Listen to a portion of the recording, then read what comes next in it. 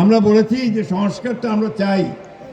আমরা 2016 সালে আমাদের নেত্রী দেশনেত্রী বেগম খালেদা জিয়া তিনি ভিশন বাংলাদেশ 2030 দিয়েছিলেন। বাংলাদেশের কি হতে পারে ভবিষ্যতে 2030 সালে তা বলেছিলেন।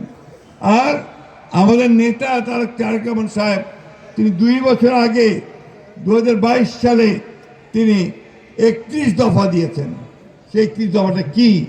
সংস্কার। লোকে বলে এই সংস্কার কি জিনিস? সাধারণ মানুষ সংস্কার অত বুঝে না। তাই কি বুঝে? মূল কথা আমি যেন ভোটটা দিতে পারি, আমার দেশে যেন শান্তি থাকে, আমার জিনিসপত্রের দাম যেন কম হয়, মারামারি যেন না হয়, তাই না? এই জিনিসগুলো আমরা চাই।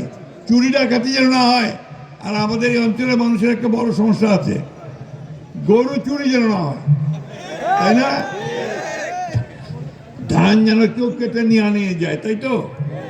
এই জিনিসগুলো আমাদেরকে সুন্দর করতে হবে, দেশকে গড়ে তুলতে হবে।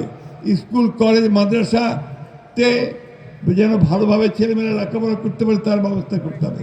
আর কথায় কথায় ঘুষ যেন দিবা না হয়, এটা একটা বড় সমস্যা। বা খালি ঘুষ চাচ্ছে, যেইটা চাচ্ছেন সেইটি ঘুষ চাচ্ছে, তাই না?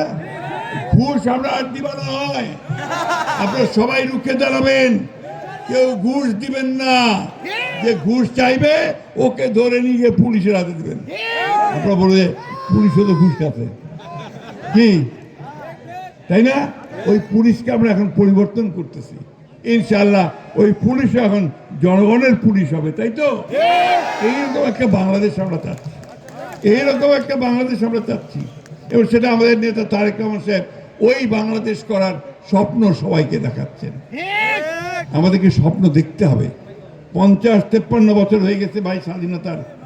কাউ আছে কি ওই 71 সাল ভুলে যাবে। 71 সাল আমরা ভুলতে পারি না।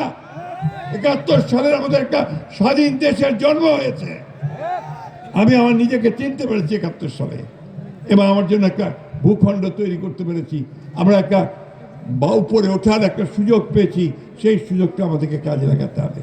আমি বক্তব্য বাড়াবো না, মাঠের লোক সব অনেক দেরি হয়ে যাচ্ছে, সেটা চলে গেছে।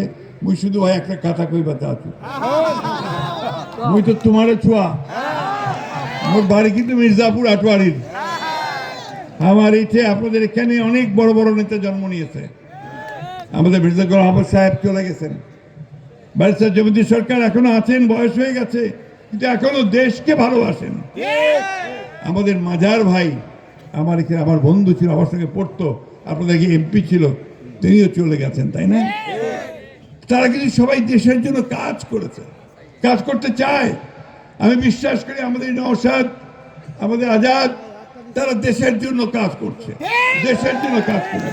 একইভাবে তারা আমাদের পূর্বসূরি যারা আমাদের আগের মানুষ, তাদের যে পথ, সেই পথকে তারা আরো উজ্জ্বল করবে, আপনাদের মুখকে উজ্জ্বল করবে, আমাদের উত্তরবঙ্গের মুখকে আরো উজ্জ্বল করে তুলবে। আমাদের আরেকটা গর্ব আছে আপনাদের এলাকার মানুষের, তোমরা তো কহেন না, মুখে কইবা আছে। শহীদ প্রেসিডেন্ট জিয়াউর রহমান আমাদের স্বাধীনতার ঘোষক, আমাদের বহুদলীয় গণতন্ত্রের যিনি প্রবর্তক, যিনি আমাদের নতুন বাংলাদেশের স্বপ্ন দেখিয়েছেন, গড়ে তুলেছেন, তার নানার বাড়ি কিন্তু আপনাদের কাছেই, নাজিরপাড়া না? আর ম্যাডাম যিনি গণতন্ত্রের অতন্দ্র প্রহরে, তারও নানার বাড়ি কিন্তু আপনাদের চন্দন বাড়ি, ঠিক কিনা বলেন? তোমরা তো কহেন না ভাই।